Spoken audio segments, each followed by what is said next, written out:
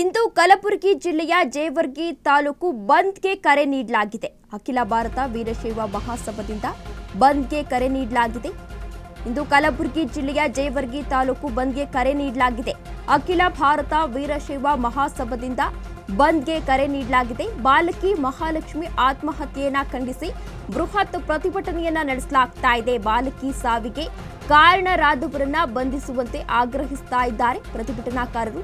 ಅನ್ಯ ಕೋಮಿನ ಯುವಕನ ಕಿರುಕುಳಕ್ಕೆ ಬೇಸತ್ತು ಬಾಲಕಿ ಇದೀಗ ಸೂಸೈಡ್ ಅನ್ನ ಕೂಡ ಮಾಡಿಕೊಂಡಿದ್ರು. ಬಾಲಕಿ ಸಾವಿಗೆ ನ್ಯಾಯ ಒದಗಿಸುವಂತೆ ಜೇವರ್ಗಿಯಲ್ಲಿ ಇವತ್ತು ಪ್ರೊಟೆಸ್ಟ್ ಅನ್ನ ನಡೆಸಲಾಗ್ತಾ ಇದೆ. ಇದು ಕಲಬುರಗಿ ಜಿಲ್ಲೆಯ ಜೇವರ್ಗಿ ತಾಲೂಕು ಬಂದ್ಗೆ ಕರೆಯನ್ನ ಕೂಡ ನೀಡಲಾಗಿದೆ.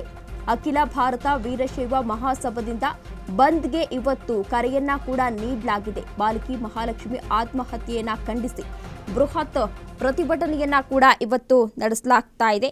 ಜೇವರ್ಗಿ ಪಟ್ಟಣದಲ್ಲಿ ಶಾಲೆಯಿಂದ ಹಿಂತಿರುಗ್ತಾ ಇದ್ದಂತಹ ವೇಳೆ ಕಿಡಿಗೇಡಿಯೊಬ್ಬ ಚುಡಾಯಿಸಿದ ಎಂಬ ಕಾರಣಕ್ಕೆ ಮನನೊಂದು ಬಾಲಕಿ ಮಹಾಲಕ್ಷ್ಮಿ ಆತ್ಮಹತ್ಯೆಯನ್ನ ಕೂಡ ಮಾಡಿಕೊಂಡಿದ್ಲು.